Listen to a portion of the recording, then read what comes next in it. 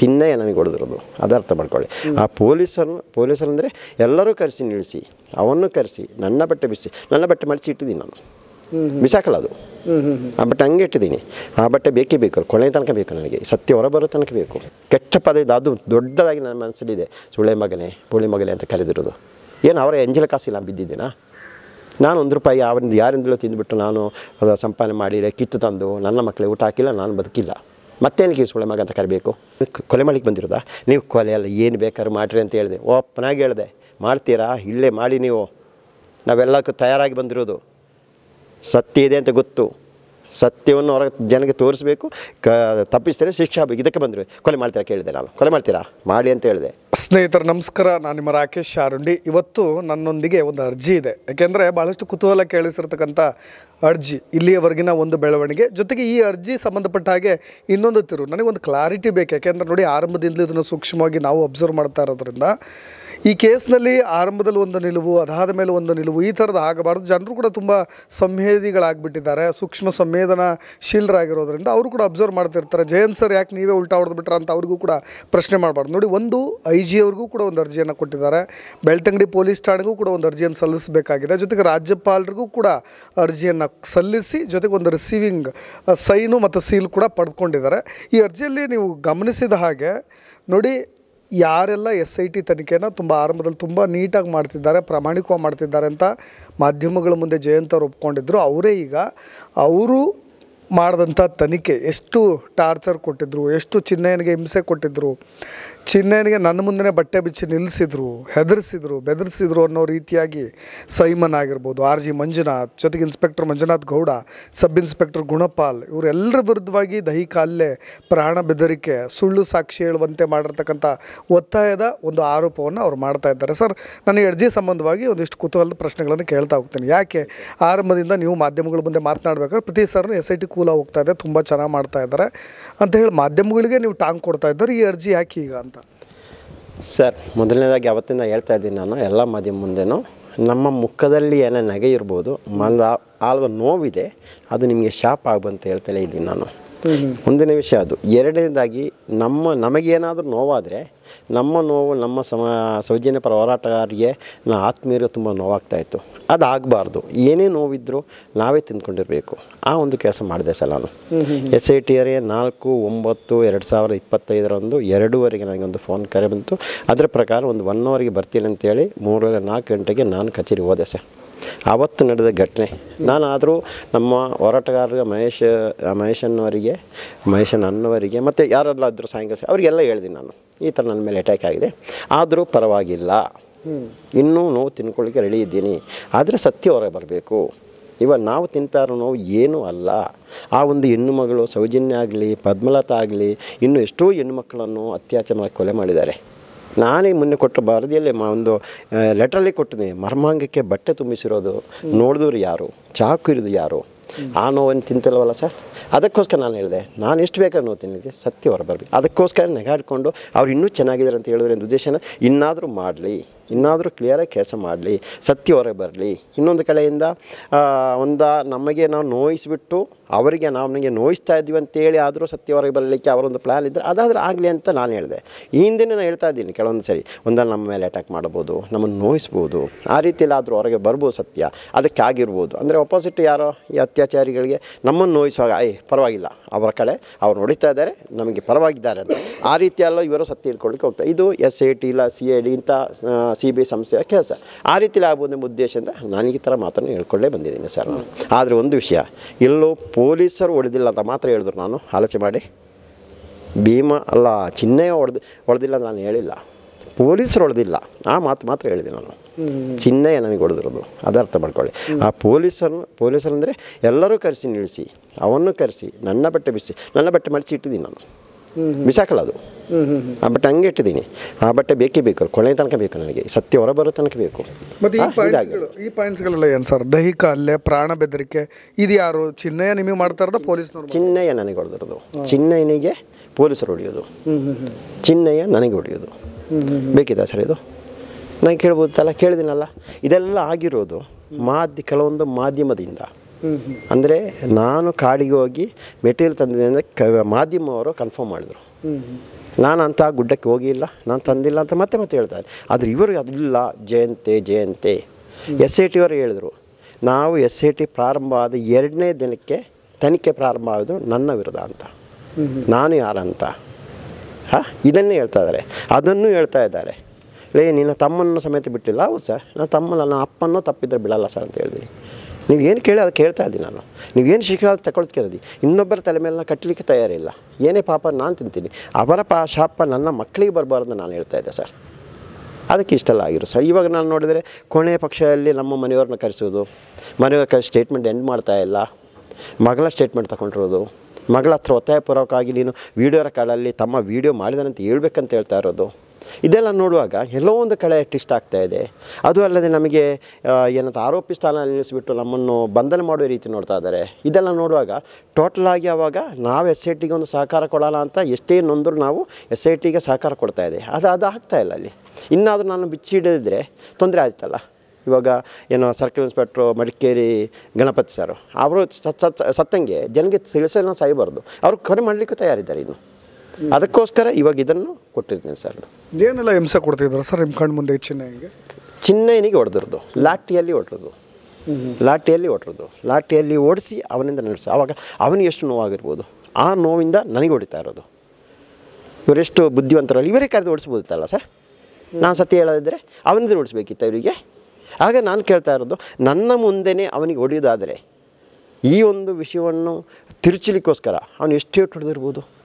ಎಲ್ಲರೂ ಕೇಳ್ತಾ ಇದ್ರು, ಅಲ್ಲ ವಕೀಲ ಒಟ್ಟಿದ್ರಂತೆ. ಇಲ್ಲ, ವಕೀಲರು ಯಾವತ್ತೂ ಒಟ್ಟಿರಲ್ಲ. ಬೆಳಿಗ್ಗೆ 10 ಗಂಟೆ ಕರ್ಕೊಂಡು ಹೋದರೆ 1-2 ಗಂಟೆ ತನಕ ಅವನ್ನು ಸಪ್ರೇಟ್ ರೂಮಿಗೆ ಕರ್ಕೊಂಡೋಗಿ ಎಲ್ಲ ಟ್ರೈನಿಂಗ್ ಕೊಡ್ತಾಯಿದ್ರು. ಅದು ಬೆಳೀತಾದ್ರೆ ಗೊತ್ತಿಲ್ಲ. ಸಾಯಂಕಾಲ ಅದೇ ಥರನೇ ಕರ್ಕೊಂಡು ಬಂದ ನಂತರ ವಕೀಲಲ್ಲ ಒಳಗೆ ಇವರು ಮಾತ್ರ ಕರ್ಕೊಂಡು ಹೋಗ್ತಾಯಿದ್ರು. ಅಲ್ಲಿ ತಪ್ಪಾಗಿರೋದು, ನಮಗೆ ಇದೆಲ್ಲ ಗೊತ್ತಿತ್ತು ಸರ್, ಮೊದಲೇ ಗೊತ್ತಿತ್ತು. ಆದರೂ ಬೇಡ, ಸತ್ಯ ಹೊರಗೆ ಬರಲಿ, ನಾವು ಯಾವ ತ್ಯಾಗ ಸಿದ್ಧ ಇದ್ದೀವಿ. ನಾವು ಹೊರಡೋ ಇದನ್ನೇ ಇಳಿತಾನೆ. ನಾವು ಇಳಿದ್ರು ಸಮುದ್ರಕ್ಕೆ, ಅದು ಹೊರಗೆ ಬರ್ತೀವ ಒಳಗೆ ಹೋಗ್ತೀವ ಅಂತ ಗೊತ್ತಿಲ್ಲ. ಈ ಸಂದರ್ಭದಲ್ಲಿ ಈ ಥರ ಬೇಕಿತ್ತು ಅವರಿಗೆ ಕೇಳ್ಬೋದು. ಕೇಳಿ ಆ ನಂತರ ಅವರಿಗೆ ಏನೋ ಗೊತ್ತಾಯಿತು ಇದು ಸರಿ ಆಗ್ತಾಯಿಲ್ಲ ಅಂತ. ಮತ್ತೆ ನಾನು ಹಾಸ್ಪಿಟ್ಲಿಗೆ ಹೋದೆ. ಅಂದರೆ ಅವತ್ತು ಅಂದರೆ ಮಾಧ್ಯಮಲ್ಲಿ 2:30 ತನಕ ಅಂತ ಬರ್ತಾಯಿತ್ತು. 2:30 10ವರೆಗೆ ನಾನು ಬಿಟ್ಟಿದ್ದರು. ನಾವು ಆ ಲೆಟ್ರಲ್ಲಿ ಸುಳ್ಳು ಬರೆದುಬಿಟ್ಟು ನಾನು ಯಾರ ತೇಜೋವಧೆ ಮಾಡಲಿಕ್ಕೆ ಹೋಗ್ತಾ ಇಲ್ಲ. ಇದ್ದ ವಿಷಯವನ್ನೇ ನಾನು ಪ್ರಸ್ತಾವನೆ ಮಾಡೋದು. ತುಂಬ ಜನ ಕೇಳ್ತಾಯಿದ್ರು, ಅಯ್ಯೋ ಇವ ಏನಕ್ಕೆ ಕೊಟ್ಟರು, ಇದು ಏನೋ ಒಂದು ಗಿಮಿಕೆ. ಇಲ್ಲ, ಆ ಬಿಲ್ಕುಲ್ ಗಿಮಿಕಿಗೋಸ್ಕರ ಕೊಟ್ಟೇ ಇಲ್ಲ, ಅದು ಕೊಡೋದೂ ಇಲ್ಲ. ನಾವು ಎಷ್ಟೇ ದೊಡ್ಡ ಅಧಿಕಾರಿ ಆಗಲಿ ಸಣ್ಣ ಅಧಿಕಾರಿ ಆಗಲಿ ಅವ್ರನ್ನ ಆ ಥರ ತೇಜೋವಧೆ ಮಾಡೋ ಕೆಲಸ ನಾನು ಮಾಡಿಲ್ಲ, ಇನ್ನು ಮಾಡುವುದಿಲ್ಲ. ನಾನು ಇಂದಿನ ತನಕನೂ ನಿಷ್ಠೆಯಿಂದ ಅಷ್ಟು ಧೈರ್ಯ ಇದೆ, ನಿಷ್ಠೆಯಿಂದ ನನ್ನ ಕರ್ತವ್ಯ ನಾನು ಮಾಡ್ಕೊಂಡು ಬಂದೀನಿ. ಸಮಾಜ ಹೋರಾಟ ಅಂದರೆ ಏನು ಹೋರಾಟ ಎಂಬುದು ಉಳಿದವರಿಗೆ ಮಾರ್ಗದರ್ಶನ ಆಗಬೇಕೆಂಬುದು ಕೆಲಸ ಮಾಡಿರೋ ಹೊರತು ಇನ್ನೊಬ್ಬರ ಎಂಜಲ ಕಾಸಿ ಕೈ ಚಾಚೋದು, ಇನ್ನೊಬ್ಬರಿಗೆ ತೇಜೋವಧೆ ಮಾಡಿ ಅವನ್ನು ಏನು ಕೀಳುಮಟ್ಟಕ್ಕೆ ಇಳಿಸೋ ಆ ಕೆಲಸ ಇಂದಿನ ತನಕ ಮಾಡಿಲ್ಲ. ಅದರಿಂದ ಒಂದು ನೋವಿದೆ. ಈ ರೀತಿ ಆಗುವಾಗ ಒಂದಿಷ್ಟು ನೋವಿದೆ. ಕೇಳ್ಬೋದು, ಮೊನ್ನೆ ಕೇಳಿದ್ರಲ್ಲ, ನನ್ನ ಕರೆಸಿದಾರಲ್ಲ, ನೀನು ಹೇಳಿದ್ರಲ್ಲ ಸತ್ಯ, ಅದಕ್ಕೋಸ್ಕರ ನಾನು ಸಾಕ್ಷಿ ಮಾಡ್ತೀನಿ ಅಂತ. ಸಾಕ್ಷಿ ಮಾಡಿ ಗಿರೀಶ್ ಮಠನವರನ್ನು ಮಹೇಶನನ್ನು ಜೈಲಿಗೆ ಕಳಿಸ್ತೀನಿ ಅಂತ ಸತ್ಯ ಹೇಳಿದ್ರೆ, ಮಹೇಶನ ಇದ್ರ ವಿಷಯನೇ ಗೊತ್ತಿಲ್ಲ ಸರ್. ನಾನು ಮೊನ್ನೆನೂ ವಕೀಲರಿಗೆ ಕೇಳಿದೆ, ನಮ್ಮವರಿಗೆ, ನನಗೆ ಗೊತ್ತಿದ್ದ ಅನ್ನೋದು ವಿಷಯನೇ ಗೊತ್ತಿಲ್ಲ. ನಾನು ಹೇಳ್ತಾ ಇದ್ದೆ ಅವತ್ತಿಂದ ನನಗೆ ವಿಷಯ ಗೊತ್ತಿಲ್ಲ. ಅವ್ರನ್ನ ಕಳಿಸ್ಬೇಕಲ್ಲ ನಾನು ಹೇಳಿದೆ. ಆವಾಗ ಕೇಳಿದೆ, ನಾನು ಸಾಕ್ಷಿ ಆದರೆ ಅವರಿಬ್ಬರು ಜೈಲಿಗೆ ಕಳಿಸ್ತೀವಿ ಅಂತ. ಅಲ್ಲಿ ಗೊತ್ತಾಯ್ತು ಇವರು ಆಟ ಸ್ಟಾರ್ಟ್ ಆಯ್ತಂತ. ಅಲ್ಲಿಂದ ನಾನು ಸ್ವಲ್ಪ ಟ್ವಿಸ್ಟ್ ಆದೆ. ಅಲ್ಲಿ ನಾನು ಹೇಳಿದೆ, ಅವರು ಹೊರಗಿದ್ದರು ಅವರೊಟ್ಟಿಗೆ, ಅವರು ಒಳಗೆ ಹೋದರು ಅವರೊಟ್ಟಿಗೆ ಅಂತ. ಅದಕ್ಕೋಸ್ಕರನೇ ಇಷ್ಟೆಲ್ಲ ಆಟ ಆಡ್ತಾರೆ. ತಿರ್ಗಾ ನೋಟಿಸ್ಗೋಸ್ಕರ ಮನೆ ಬಂದು ನೋಟಿಸ್ ಹೊಂಟಿಸಿ ಹೋಗ್ಬೋದಲ್ಲ ಸರ್ SIT ಅವರಿಗೆ. SIT ಅವ್ರು ಬರೋ ವಿಷಯ ಯಾರಿಗೂ ಗೊತ್ತಿಲ್ಲ, ಯಾವನಿಗೂ ಗೊತ್ತಿಲ್ಲ. SIT ಅವ್ರ ಮನೆಗೆ ಬರೋ ಮುಂಚೆ ಮನೆ ಹತ್ರ ಮಾಧ್ಯಮದಲ್ಲಿದ್ದಾರೆ. SIT ಅವ್ರು ಬಂದು ಅಂಟಿಸಿ ಒಂದು ಫೋಟೋ ಹೋದ್ರೆ ಮುಗೀತು ಅವ್ರದ್ದು ಕೆಲಸ. ಆದರೆ ಅವರು ಬರುವ ಮುಂಚೆ ಮಾಧ್ಯಮದ ಇರಬೇಕಾದ್ರೆ ಇವರೆಲ್ಲ ಸೇರಿ ನಮ್ಮನ್ನು ಒಂದು ಕಡೆಯಿಂದ ಹೊಡೆದು ಮುಗಿಸ್ಬೇಕಂತ ಪ್ಲ್ಯಾನ್ ಮಾಡಿದ್ರಲ್ವ ಸರ್. ಆವತ್ತಿಂದ ನಾನು ಹೇಳಿದೆ, ಇನ್ನೂ ನಾನು ಇದನ್ನು ನೋಡ್ಕೊಂಡಿರಲಿಕ್ಕೆ ಆಗಲ್ಲ ಅಂತ ಬಂದು ಅಧಿಕಾರಿಗೂ ಫೋನ್ ಮಾಡಿ ಹೇಳಿದೆ, ನೇರವಾಗಿ ಫೋನ್ ಮಾಡಿದೆ. ಸರ್ ನಿಮ್ಮಿಂದ ಏನಾಗುತ್ತೆ ಅದೆಲ್ಲ ಮಾಡಿ ನಾನು ಒಂದು ವಿಷಯ ಹೇಳ್ತೀನಿ ಅಂತ ಹೇಳಿದೆ. ಮಾಧ್ಯಮವ್ರಿಗೆ ಹೇಳಿದೆ, ನನ್ನದು ಎಷ್ಟು ಬೇಕಾದ್ರೂ ಫೋಟೋ ಹಾಕಿ ಏನೇ ಬಾಕಿ ನನ್ನ ಯಾವ ರೀತಿ ತೇಜೋವಧೆ ಮಾಡಿ ನಾನು ತಯಾರಿದ್ದೀನಿ, ಆದರೆ ಮನೆಗೆ ಮುಟ್ಟಿದರೆ ಮಾತ್ರ ನಾನು ನಿಲ್ಲಲ್ಲ ಅಂತ ಹೇಳಿದ್ದೀನಿ. ಆವತ್ತೇ ಹೇಳಿದೆ SIT ಅವರಿಗೆ, ನೋಡಿ ಸರ್ ನಿಮಗೆ ಏನು ಮಾಡ್ಬೋದು, ಕೊನೆಗೆ ನಾನೊಂದು ಎಣ ಮಾಡ್ಬೋದು ಅಷ್ಟೇ ತಾನೇ. ಎಣ ಮಾಡಿದರೆ ಆ ಎಣ ಆದ ನಂತರ ಕರ್ಮ ಮಾಡ್ತೀವಲ್ಲ, ಅದು ನಿಮ್ಮಿಂದ ಆಗಲ್ವಲ್ಲ, ಅದು ನನ್ನ ಕುಟುಂಬದಿಂದ ಆಗಬೇಕು ಅಷ್ಟೇ ತಾನೇ ಸರ್. ಹಿಂಗೇ ಹೇಳಿದ್ದೀನಿ. ಹೌದು ಸರ್, ಏನಕ್ಕೆ ಹೌದು ಸರ್, ಆಗಿರೋ ವಿಷಯ ಹೌದು, 100ಕ್ಕೆ 100% ಸತ್ಯ. ಆ ಭೀಮಾ ಚಿನ್ನ ಹೇಳಿದ್ರೂ ಸತ್ಯನೇ. ನಾನೊಬ್ಬ ಹೋರಾಟಗಾರನಾಗಿ ಸತ್ಯನಿಷ್ಠೆಯಿಂದ ಇರುವಂಥ ಅಲ್ಲಿರುವ ಪ್ರತಿಯೊಬ್ಬರನ್ನು ಕೊಟ್ಟಿದ್ದಾರೆ. ಯಾವ ಮಾಹಿತಿ ಏನೆಲ್ಲ ಬೇಕೋ ಎಲ್ಲ ಕೊಟ್ಟಿದ್ದೀವಿ. ಅದು ಅಲ್ಲದೆ ಆ ಪತ್ರದಲ್ಲಿ ಸರ್ ನಾನೇ ಕೊಟ್ಟಿರೋದು ಯಾರು ಏನು ಅಲ್ಲಿ ಒಂದು 20 ಜನ ಹೆಸರನ್ನು ಕೊಟ್ಟಿದ್ದೀನಿ ನಾನು. ಆದರೆ ಒಬ್ಬನ್ನು ಕರೆಸಿ ಕೂರಿಸಿ ಸಾಕು ಸರ್, ಸತ್ಯ ಹೊರಗೆ ಬರುತ್ತೆ. ಒಬ್ಬನನ್ನು ಕರೆಸಿ ಕೂರಿಸಿ ವಿಚಾರಣೆ ಮಾಡಿ, ಅಲ್ಲ ನನಗೆ ವಿಚಾರಣೆ ಮಾಡಿದಂಗೆ ಮಾಡಿ ಸತ್ಯ ಹೊರ ಬರುತ್ತೆ. ಅದು ಮಾಡಿಲ್ಲ, ಏಕೆ ಸರ್? ಅದೆಲ್ಲ ನೋವಾಗ್ತಾಯಿದೆ. ಆ ಲೆಟ್ರ್ ಕೊಡುವತ್ತೆ ನನಗೆ ಅಷ್ಟೊಂದು ಕೆಟ್ಟ ಪದ ಬೈತಾ ಇದ್ದಾರಲ್ಲ, ಇಷ್ಟೆಲ್ಲ ಮಾಡೋದು ಸಾಲದ, ಇನ್ನೇನು ಮಾಡ್ತಿದ್ಯಾ, ಏನು ದೊಡ್ಡವರ ವಿರುದ್ಧನ, ಏನೋ ಗುರು ಸ್ವಾಮೀಜಿ ಏನೋ ಒಂದು ಮಾತು ಹೇಳ್ತಾಯಿದ್ರು. SIT ಇದೇನಕ್ಕೆ ಬೇಕು, ಅವರಿಗೆ ತನಿಖೆ ಮಾಡಲಿಕ್ಕೆ ಬಂದರು, ತನಿಖೆ ಮಾಡಬೇಕು ತಾನೆ, ಅದು ಯಾರೇ ಇರಲಿ, ಅವ್ರ ಅಪ್ಪನೇ ಆಗಿರಲಿ. ನಾನು ಅದನ್ನೇ ಹೇಳ್ದೆ, ನನ್ನ ಅಪ್ಪ ಆದರೂ ತಪ್ಪು ಮಾಡಿ ತಪ್ಪಂತ ಹೇಳ್ತಾ ಇದ್ದೀನಿ, ನಾನು ತಪ್ಪು ಮಾಡಿ ತಪ್ಪಂತ ಹೇಳ್ತಾ ಇದ್ದೀನಿ, ಇಲ್ಲಂತ ಹೇಳಲ್ಲ, ಸಮರ್ಥ ಮಾಡಲಿಕ್ಕೆ ಹೋಗಲ್ಲ. ಅದೇ ಕೆಲಸ ಅವ್ರು ಮಾಡಬೇಕಲ್ಲ ಸರ್, ಏನಕ್ಕೆ ಮಾಡಿಲ್ಲ ಸರ್? ಕೆಟ್ಟ ಪದ ಇದು, ಅದು ದೊಡ್ಡದಾಗಿ ನನ್ನ ಮನಸ್ಸಲ್ಲಿದೆ. ಸುಳೆ ಮಗನೇ ಬೋಳಿ ಮಗನೇ ಅಂತ ಕರೆದಿರೋದು ಏನು ಅವರ ಎಂಜಲ ಕಾಸಿಲ್ಲ ಬಿದ್ದಿದ್ದೀನಾ? ನಾನು ₹1 ಅವರಿಂದ ಯಾರಿಂದಲೂ ತಿಂದುಬಿಟ್ಟು ನಾನು ಸಂಪಾದನೆ ಮಾಡಿ ಕಿತ್ತು ತಂದು ನನ್ನ ಮಕ್ಕಳಿಗೆ ಊಟ ಹಾಕಿಲ್ಲ, ನಾನು ಬದುಕಿಲ್ಲ, ಮತ್ತೇನಕ್ಕೆ ಸುಳೆ ಮಗ ಅಂತ ಕರಿಬೇಕು? ಆವತ್ತೇ ನಾನು ಮನಸ್ಸಲ್ಲಿ ಇಟ್ಕೊಂಡೆ, ಇವತ್ತಲ್ಲ ನಾಳೆ. ನಾನು ಹೇಳ್ತೀನಿ, ಈ ಹಿಂದಿನ ಮೋಹಿತರಿಗೆ ಹೇಳಿದೆ, ನಮ್ಮ ವಕೀಲರಿಗೆ ಹೇಳಿದೆ ನಾನು, ಸರ್ ನನಗೆ ಗೊತ್ತಿಲ್ಲ ಯಾವಾಗ ನಾನು ಟ್ವಿಸ್ಟಾಗಿ ಗೊತ್ತಾಗಲ್ಲ, ಸತ್ಯ ಹೊರಗೆ ಬರಲಿಕ್ಕೆ ನಾನು ಕಾಯ್ತಾ ಇದ್ದೀನಿ ಸರ್. ಲಾಸ್ಟ್ ಮೂಮೆಂಟ್ ಆದರೆ ನಾನು ಇದ್ದ ವಿಷಯ ನಂದು ಏನಿದೆ ಅದನ್ನು ಇಡೀ ಪಬ್ಲಿಕ್ಕಿಗೆ ಹೇಳ್ಬಿಡ್ತೀನಿ, ಕಾನೂನು ಪ್ರಕಾರ ಹೋರಾಟ ಮಾಡ್ತೀನಿ ಅಂತಲೇ ಹೇಳಿದ್ದೀನಿ ಸರ್. ಅದು ಇವತ್ತು ಹೇಳಿದಲ್ಲ, ಅವತ್ತೇ ಹೇಳಿದ್ದೀನಿ. ಅವತ್ತು ಮಹೇಶನ್ ಆದರ್ಶ್ ಹೇಳಿದ್ರು ಕಂಪ್ಲೇಂಟ್ ಕೊಡೋ ಅಂತ, ಮೊಹಂತಿಯವರಿಗೆ ಹೇಳಿದ್ರು, ಅವ್ರು ಕೇಳಿದ್ರು, ಅವ್ರು ನಾನು ಏನಕ್ಕೆ ಬೇಡ, ಸತ್ಯ ಹೊರ ಬರಲಿ, ನನ್ನೊಂದು ದೂರಿಂದಾಗಿ ಇನ್ನೂ ಅಲ್ಲಿ ದೊಡ್ಡ ವಿಷಯ ಆಗೋದು, ತಿರ್ಗಿ ನಮ್ಮವ್ರನ್ನ ಉಳಿದವ್ರನ್ನ ಕರೆಸೋದು, ಅವ್ರನ್ನ ಕರೆಸಿ ಅವರ ಮೇಲೆ ಅಟ್ಯಾಕ್ ಮಾಡೋದು, ನಮ್ಮ ಒಂದು ಇದೇ ಇದೆಯಲ್ಲ ಪೊಲೀಸರಿಗೆ ಗೊತ್ತಲ್ಲ, ಒಂದು ಗ್ರೆಜ್ ಇದ್ದರೆ ಇನ್ನೊಬ್ಬರ ಮೇಲೆ ಮುಗಿಸೋದು, ನನ್ನಿಂದ ಇನ್ನೊಬ್ಬರಿಗೆ ಅನ್ಯಾಯ ಆಗಬಾರ್ದು ಎಂಬ ಉದ್ದೇಶ ಮಾತ್ರ ಸರ್ ಅವತ್ತು ಕೊಟ್ಟಿಲ್ಲ. ಇಲ್ಲ ಕೊಡ್ಬೋದಿತ್ತು, ಸುಮ್ಮನೆ ಇದ್ದೆ. ಇವತ್ತು ಕೊಡೋ ಸಂದರ್ಭ ಅಂತೂ ಕೊಟ್ಟೆ ನಾನು. ನನ್ನ ಮಗಳನ್ನ ಕರೆಸಿರೋದು ಮತ್ತು ಮನೆಯವ್ರನ್ನ ಕರೆಸಿರೋದು, ಅವರಿಗೆ ತೊಂದರೆ ಕೊಡ್ತಾರೋ, ಇದು ಏನೋ ಸ್ಟೇಟ್ಮೆಂಟ್ ಎಂಡ್ ಮಾಡ್ತಾ ಇರೋದು, ಇದರಿಂದ ಸ್ವಲ್ಪ ಕೊಡಲೇಬೇಕಾದ ಬಂದು. ಅದು ಅಲ್ಲ, ಒಂದು ಪ್ರಕರಣ ಇವಾಗ ನ್ಯಾಯಾಲಯಕ್ಕೆ ಬಂತು. ನ್ಯಾಯಾಲಯಕ್ಕೆ ಬರುವಾಗ ಇನ್ನು ನ್ಯಾಯಾಲಯ ಮುಖಾಂತರ ನಮಗೆ ಏನಿದ್ರು ಅಲ್ಲಿ ಕೊಡ್ಬೋದು. ರಾಜಕೀಯ ಪ್ರಭಾವ ಎಷ್ಟಿದೆ ಅಂತ ನಮಗೆ ಹೋರಾಟ ಗೊತ್ತು, ಏನಾಗ್ತದೆ ಗೊತ್ತು, SIT ಎಷ್ಟು ಪ್ರಭಾವ ಆಗ್ತದೆ ಗೊತ್ತು. ಅದನ್ನು ನಾನು ಹೇಳ್ತೇನೆ, SIT ಪ್ರಭಾವ ಕೊಡಬೇಡಿ, ಬಿಡಿ, ಅವ್ರ ಕೆಲಸ ಮಾಡಲಿಕ್ಕೆ ಬಿಡಿ. ಮತ್ತು ಇನ್ನೊಂದು ಹೇಳ್ತಾ ಇದ್ದೆ ನಾನು, ಅಲ್ಲಿದ್ದ ಅಧಿಕಾರಿಗೂ ಹೇಳ್ತಾ ಇದ್ದೆ, ಆ ಮಂಜುನಾಥ ಸ್ವಾಮಿಯ ಅಣ್ಣಪ್ಪ ಸ್ವಾಮಿಯ ಶಾಪ್ ಹಿಡ್ಕೊಂಡು ಹೋಗಬೇಡಿ. ನೀನು ನೋಡಿ, ಒಂದೊಂದು ವೀಡಿಯೋಲ್ಲಿ ಒಂದೊಂದು ಪಾಯಿಂಟ್ ಕೊಟ್ಟಿದ್ದೀನಿ, ಎಲ್ಲಿ ಕೊಡಬೇಕು ಅಲ್ಲಿ ಕೊಟ್ಟಿದ್ದೀನಿ ನಾನು. ಶಾಪ್ ಹಿಡ್ಕೊಂಡು ಹೋಗಬೇಡಿ, ತನಿಖೆ ನಡೆಸಿ ಅಂತ. ಇವಾಗ ಶಾಪ್ ಹಿಡ್ಕೊಂಡು ಹೋಗ್ತಾ ಇದ್ದಾರೆ ಸರ್. ಬೇಕಾದ್ರೆ ನಾನು ಹೇಳೋದು ಸುಳ್ಳು ಅಂತ ಇದ್ದರೆ ಬರಲಿ, ಅಣ್ಣಪ್ಪ ಸ್ವಾಮಿ ಮಂಜುನಾಥ ಸ್ವಾಮಿ ಮುಂದೆ ಹೇಳಿ. ಇನ್ನೊಬ್ಬರು SP ಇದ್ದಾರಲ್ಲ, ಅವರು ಬರಲಿ, ಅವರ ನಮ್ಮೂರಲ್ಲಿ ಅವ್ರಿಗೆ ಬೇಕಾದ ದೊಡ್ಡ ಕ್ಷೇತ್ರ ಇದೆ, ಬರಲಿ, ಹೇಳ್ತೀನಿ ನಾನು. ಅವ್ರು ಹೇಳಿ ನನ್ನ ಮುಂದೆ, ಅವನಿಂದ ನನಗೆ ಓಡಿಸಿಲ್ಲ ಅಂತ ಹೇಳಲಿ ಸರ್. ಜೊತೆಗೆ ಈ ಅರ್ಜಿಯಲ್ಲಿರ್ತಕ್ಕಂಥ ಪ್ರಮುಖ ಅಂಶಗಳು, ಇದಾದ ನಂತರ ಏನು ಮುಂದಿನ ನಡೆ, ಏನು SIT ತನಿಖೆ ಮುಂದುವರಿಬೇಕು ಅಂತ ಇಷ್ಟಪಡ್ತಿದ್ರೆ ಅಥವಾ ಇದು ಸ್ಟಾಪ್ ಆಗಲಿ ಅಂತ ಇಷ್ಟಪಡ್ತಾರೆ? ಯಾವುದೇ ಕಾರಣಕ್ಕೂ SIT ಬಂದಾಗಬೇಕಾ ಉದ್ದೇಶ ನಮ್ಮ ಸೌಜನ್ಯ ಪರ ಹೋರಾಟಗಾರರಿಗಿಲ್ಲ. SIT ಬೇಕು, ಇರಬೇಕು, ಆದರೆ ನಿಷ್ಠಾವಂತ ಅಧಿಕಾರಿಗಳನ್ನು ನೇಮಕ ಮಾಡಬೇಕು. ನನ್ನಿಂದ ಆಗಬೇಕು. ಹೌದು, ನನ್ನಿಂದ ಇಲ್ಲ, ಈ ಒಂದು SIT ಹೆಸರನ್ನು ಇಡೀ ಪ್ರಪಂಚಕ್ಕೆ ಗೊತ್ತಾಗಿದೆ, ಅದು ಉಳಿಬೇಕು, ಅಧಿಕಾರಿಗಳ ಹೆಸರು ಉಳಿಬೇಕು. ಈ ಒಂದು SITಯಿಂದಾಗಿ ಅವ್ರಿಗೂ ಅಲ್ಲಿರೋ 3-4 ಜನರು ಮಾಡೋ ಕೆಲಸಕ್ಕೆ ಅವ್ರು ಎಣಿಸ್ಬೋದು, ಏನು ನಾವೇನೋ ದೊಡ್ಡವರಿಗೆ ಉದ್ಧಾರ ಮಾಡೋದು ಅಲ್ಲ, ಇಡೀ ಇಲಾಖೆಗೆ ಕೆಟ್ಟ ಹೆಸರು ಬರ್ತಾಯಿದೆ. ಅದನ್ನು ಉಳಿಸ್ಬೇಕು, ಅದು ನಮ್ಮ ಪ್ರಯತ್ನ. ಅದು ಚೇಂಜ್ ಮಾಡಲೇಬೇಕು ಸರ್. ನಿಷ್ಠಾವಂತ ಅಧಿಕಾರಿ ಬರಬೇಕು, ಸತ್ಯಾಸತ್ಯ ಘಟನೆ ಪ್ರತಿಯೊಂದು ಹೊರಗೆ ಬರಬೇಕು, ಇದು ಉದ್ದೇಶ. ಯಾವುದೇ ಕಾರಣಕ್ಕೂ SIT ಬಂದ್ ಮಾಡಲಿಕ್ಕೆ ನಾವು ಯಾವುದೇ ಅರ್ಜಿ ಹಾಕಿಲ್ಲ. 39 ಹಾಕಿರೋದೇನಂತ 39ನಲ್ಲೇ ನಮ್ಮ ದೂರ ಇರೋದು, ನಮ್ಮನ್ನು ಬಂಧನ ಮಾಡ್ತಾರೆ. ಆವಾಗ ಅದೇ ಪಾಯಿಂಟ್ ಸೇರಿಸ್ಬೇಕಾ ಸರ್ FIR? ಅದಕ್ಕೋಸ್ಕರನೇ ಬ್ಯಾಲೆನ್ಸ್ ಸರ್ ಅದು ಸೇರಿಸಿಬಿಟ್ಟು ಹಾಕಿರೋದು ಹೊರತು SIT ಬಂದ್ ಮಾಡಲಿ ಅಂತ ನಮ್ಮ ಪರವಾಗಿದ್ದ ವಕೀಲು ಬ್ಯಾಲೆನ್ಸ್ ಅವರು ಹೇಳೇ ಇಲ್ಲ ಸರ್. ಚಿನ್ನಯ್ಯನಿಗೆ ಏನು ಕೋಪ ಸರ್? ಆ್ಯಕ್ಚುಲಿ ನೋಡಿ, ಇದು ಷಡ್ಯಂತ್ರ ಅಲ್ಲ ಅಂತ ಅವನು ಮತ್ತೆ ಒತ್ತಿ ಹೇಳ್ತಾ, ಯಾರೆಲ್ಲ ಷಡ್ಯಂತ್ರ ಮಾಡಿದಿರಿ ಅಂತ ನಿಮ್ಮೇಲೆ ಆತ ರೇಗೋದಕ್ಕೆ, ಹೊಡಿಲಿಕ್ಕೆ ಬರಲಿಕ್ಕೆ, ಕೆಟ್ಟ ಪದಗಳನ್ನು ಬೈಲಿಕ್ಕೆ ಏನು ಕಾರಣ ಅಂತ? ಸರ್, ಅವನಿಂದ ಅಷ್ಟೇ ಚಿತ್ರಹಿಂಸೆ ಕೊಟ್ಟಿದ್ದಾರೆ ಸರ್. ಅಲ್ಲಿ ಅಷ್ಟೇ ಚಿತ್ರಹಿಂಸೆ ಅವನಿಗೆ ಕೊಟ್ಟದಕ್ಕೇ ಒಂದೇಟಿಗೆ ಅಷ್ಟು ಇರುತ್ತಾ ಇರೋದು. ನಾನು ಅವನು ಕೇಳಿದೆ ಅಲ್ಲ, ಏನಂತೇಳಿ ಸೂತ್ರಧಾರಿ, ನೀವೆಲ್ಲ ಸೂತ್ರಧಾರಿ ಅಲ್ಲಪ್ಪ, ನೀನಾ ಅಂತ ಕೇಳಿದೆ. ನೀನಾ ನನ್ನ ಹತ್ರ ಬಂದು ನಾನು ನಿನ್ನ ಹತ್ರ ಬಂದಿರೋದಾ? ಹೇಳೋ, ನೀನು ಯಾರು ಬಂದಿದ್ದು ಹೇಳೋ, ನೀನು ಎಷ್ಟು ಸಾರಿ ಮಾತಾಡಿದ್ದೀನಿ, ನೀನು ಒಂದು ಸಾರಿ ವೀಡಿಯೋ ಮಾಡಿದ್ರೆ ಡಿಲೀಟ್ ಮಾಡಿಲ್ವಾ ಅಂತ ಇದೆಲ್ಲ ಕೇಳಿದ್ದೀನಿ ನಾನು. ನೀನು ಹೇಳೋ ಅಂತ. ಲಾಸ್ಟಿಗೆ ನಾನು ಸ್ವಲ್ಪ ಜೋರಾಗಿ ಮಾತಾಡೋ ಪರಿಸ್ಥಿತಿ ಬಂತು, ನಾನು ಜೋರಾಗಿ ಮಾತಾಡ್ತೀನಿ, ನಾನು ಕೇಳಿದ್ದೀನಿ ಅವನಿಗೆ. ಲಾಸ್ಟಿಗೆ ಇದು ಅವ್ರಿಗೆ ಗೊತ್ತಾಯಿತು, ಇಲಾಖೆ ಒಟ್ಟಿಗಿದ್ರು, ರೌಂಡಾಗಿ ನಿಂತಿದ್ರು. ಅವ್ರಿಗೆ ಹೇಳಿದ್ದು ಇದೇನೋ ಸರಿ ಆಗ್ತಾಯಿಲ್ಲ ಅಂತ. ನಾನೇ ಕೇಳಿದೆ ಅವರಿಗೆ ನೇರವಾಗಿ, ಅಲ್ಲಿದ್ದ ಪೊಲೀಸ್ ನೀವು ಕೊಲೆ ಮಾಡಲಿಕ್ಕೆ ಬಂದಿರೋದಾ? ನೀವು ಕೊಲೆ ಅಲ್ಲ, ಏನು ಬೇಕಾದ್ರೂ ಮಾಡಿರಿ ಅಂತ ಹೇಳಿದೆ. ಓಪನಾಗಿ ಹೇಳಿದೆ, ಮಾಡ್ತೀರಾ? ಇಲ್ಲೇ ಮಾಡಿ, ನೀವು ನಾವೆಲ್ಲಕ್ಕೂ ತಯಾರಾಗಿ ಬಂದಿರೋದು, ಸತ್ಯ ಇದೆ ಅಂತ ಗೊತ್ತು, ಸತ್ಯವನ್ನು ಹೊರಗೆ ಜನಕ್ಕೆ ತೋರಿಸ್ಬೇಕು, ತಪ್ಪಿಸ್ತಾರೆ ಶಿಕ್ಷೆ ಆಗಬೇಕು, ಇದಕ್ಕೆ ಬಂದರು. ಕೊಲೆ ಮಾಡ್ತೀರಾ ಕೇಳಿದೆ ನಾನು, ಕೊಲೆ ಮಾಡ್ತೀರಾ ಮಾಡಿ ಅಂತ ಹೇಳಿದೆ.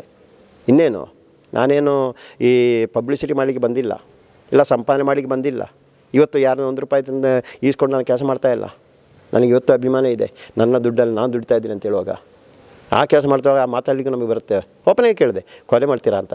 ಮತ್ತೆ ಕೇಳಿದೆ, ಕೆಳಗೆಲ್ಲ ಎಂಕ್ವೈರಿ ಮಾಡ್ತಾ ಇರುವಾಗ, ಸರ್ ಏನು ನಿಮಗೆ ಕೇಳಬೇಕಾ, ಇನ್ನೂ ಹೊಡಿಬೇಕಾ, ಕ್ಯಾಮರಾ ಇಲ್ಲ ಸರ್ ಹೊಡೀರಿ, ಇನ್ನೂ ಕೇಳಿ ಅಂತೇಳಿ ಹಂಗೇ ಕೇಳ್ತಾ ಇದ್ದೆ ನಾನು. ಮಂಜುನಾಥ ಕೇಳಿ ಹಂಗೇ ಕೇಳ್ತಾಯಿದ್ದೆ. ಕೇಳಿದೆ, ಇನ್ನೆಷ್ಟು 6 ತಿಂಗಳ 1 ವರ್ಷ ಜೈಲು ಹಾಕ್ತೀರಾ, ಹಾಕಿ.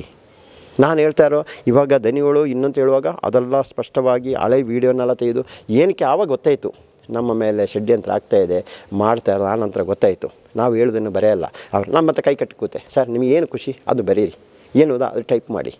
ಅದರಲ್ಲಿ RG ಗೌಡ DS ಮಂಜುನಾಥ್ ಅವರು ಇವಾಗ ಸರಿಯಾಗಿ ಬಾಯಿ ಬಿಡ್ತಾಯಿಲ್ಲ, ಅವನ ಹೆಂಡತಿ ಮಕ್ಕಳದ ಹೆಸರು ಸೇರಿಸು ಅಂತೇಳಿ ಹೆಂಡತಿ ಮಕ್ಕಳ ಹೆಸರನ್ನ ಅದ್ರ ಸೇರಿಸ್ತಾ ಇರೋದು. ಏನು ಸರ್ ಇದು ತನಿಖೆನ? ಇದು ಹೇಳಿದೆ ಏನಿದ್ದ ಸತ್ಯ ಹೇಳಿದ್ದೀನಿ, ಮತ್ತೆ ಬೈಬಿಲ್ ಆಗಲ್ಲ ಅಂತ ಹೇಳಿದೆ. ಇದಕ್ಕಿಂತ ಜಾಸ್ತಿ ನನ್ನದು ಏನೂ ಸಿಗಲ್ಲ, ಸತ್ಯ ಹೇಳಿದ್ದೀನಿ, ಅದಕ್ಕಿಂತ ಏನೂ ಸಿಗಲ್ಲ. ನೋಡಿ, ಭೀಮನನ್ನು ಅಲ್ಲ ಚಿನ್ನಯನ್ನು ನಾನು ಬಲಿ ಕೊಡಲಿಕ್ಕೆ ನಾನು ತಯಾರಿಲ್ಲ. ಅವನ ಮನೆಯವರ ಶಾಪ ನನಗೆ ಬೇಡ, ನನ್ನ ಮಕ್ಕಳಿಗೆ ಬೇಡ. ಏನಿದ್ರು ನಾನು ತಗೊಳ್ಳಲ್ಲ. ಅದಕ್ಕೇನು ಶಿಕ್ಷೆ ಇದ್ದರೂ ನಾನು ತಪ್ಪು ಮಾಡಿದೆ ಆ ಶಿಕ್ಷೆ ನಾನು ತಗೊಳ್ತೀನಿ. ಇನ್ನೊಬ್ಬನಿಗೆ ಸಹ ಬಲಿ ಕೊಡಬೇಕು ನಾನು? ಅದರಿಂದ ಈಗ ಮಾತ್ರ ಇದೆಲ್ಲ ನೋಡೋ ಒಂದಿಷ್ಟು ನೋವಾಗ್ತಾಯಿತ್ತು. ಇನ್ನು ಕೊಡದಿದ್ದರೂ ಸರಿಯಾಗಲ್ಲ. ಕೊಡದಿದ್ದರೆ ಇವರ ಸಾಮ್ರಾಜ್ಯ ಆಗಿ ಇನ್ನೂ ಕೋರ್ಟಲ್ಲ, ಇನ್ನು ಯಾರು ಹೇಳಿದ್ರು ಕೇಳಲ್ಲ ಇವರು. ಅದಕ್ಕೋಸ್ಕರ ಕೊಟ್ಟೆ. ಇನ್ನು ಇವರನ್ನ ತನಿಖೆ ಅಲ್ಲ, ಇವರನ್ನ ತನಿಖೆನೂ ಮಾಡಬೇಕು, ಪ್ಲಸ್ ಇವ್ರನ್ನ ತನಿಖೆಯಿಂದ ತೆಗೆದುಹಾಕಬೇಕು. ಇವ್ರನ್ನ ತೆಗೆದು ಹಾಕಲೇಬೇಕು ಸರ್. ಆಗ ಮಾತ್ರ ಸತ್ಯ ಹೊರ ಬರೋ ಒಳ್ಳೆ ತನಿಖಾಧಿಕಾರಿ ಬರಬೇಕು. ದೊಡ್ಡವರಿಗೆಲ್ಲ ಇವರೆಲ್ಲ ವರದಿ ಮಾಡಿ ಕಳಿಸ್ತಾರೆ ಇದೇ ಥರ ಅಂತ 100% ಅವ್ರಿಗೆ ಗೊತ್ತಿಲ್ಲ. ಅವರಿಗೆಲ್ಲ ಪೇಪರ್ ಕೂತು ಓದಲಿಕ್ಕೆ ಆಗಲ್ಲ ಸರ್. ಇನ್ನೊಂದರಲ್ಲಿ ಮಾಹಿತಿ ಬಂದ ಪ್ರಕಾರವಾಗಿ ಇವಾಗ ಧರ್ಮಸ್ಥಳ ಒಂದಿಷ್ಟು ಜನ ಕರೆಸೋದು, ಇನ್ನು ಅಪೋಸಿಟ್ ಟೀಮ್ ಅವ್ರು ಕರೆಸಿಬಿಟ್ಟು ಏನಿಲ್ಲ ಅವ್ರು ಒಳ್ಳೆ ಟ್ರೀಟ್ಮೆಂಟ್, ಅದು ಏನು ತೊಂದರೆ ಇಲ್ಲ ಅಂತ ಕರೆಸಿ ಏನಪ್ಪ ಒಂದು ಪೇಪರಲ್ಲಿ ರೆಡಿ ಮಾಡಿಕೊಟ್ಟು ಸೈನ್ ಮಾಡಿಸಿ ಕಳಿಸ್ತಾ ಇದ್ದಾರೆ. ಈ ಥರನ ಕೆಲಸ ಆಗ್ತಾಯಿದೆ ಅಂತ. ಆದರೂ ಮಾತಾಡಲಿ ಸಾಯಲಿ, ಏನಾಗಲಿ. ಇವಾಗ ಗಿಮಿಕ್ ಆಗ್ಬೋದು ಒಂದು ಕಡೆಯಿಂದ. ನಮ್ಮನ್ನು ಇವಾಗ ಹೊಡೆದ್ರು ಬಡಿದ್ರು, ಅವ್ರು ಇಷ್ಟು ಮಾಡಿ ತೋರಿಸಿ ಅವ್ರಿಗೆ ಆ ಕಡೆ ಹೋಗ್ಬೋದು ಅಂತ ತಿಳಿಸಿ. ಆದರೆ ಲಾಸ್ಟ್ ಏನೋ ಗೊತ್ತಾಗ ಇಲ್ಲ, ನಮ್ಮನ್ನೇ ಜೈಲಿಗೆ ಹಾಕಲಿಕ್ಕೆ ಪ್ಲ್ಯಾನ್ ಮಾಡ್ತಾ ಅಂತ ಹೇಳುವಾಗ ಮತ್ತೆ ನಾವು ಕಣ್ಮುಚ್ಚಿ ಕೂತ್ರೆ ಸರಿನಾ ಸರ್?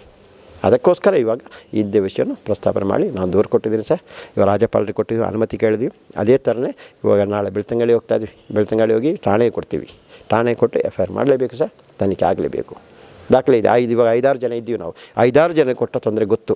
ಸಾಯಂಕಾಲ 7:30 ಹೊತ್ತಿಗೆ ಸೈನ್ ಮಾಡಿಸೋದು, 7:30ಗೆ ಟೈಮ್ ಅಂತ. ರಾತ್ರಿ 12 ಗಂಟೆ ಒಂದು ದಿನ ಕೂರಿಸ್ತಾ ಇರೋದು.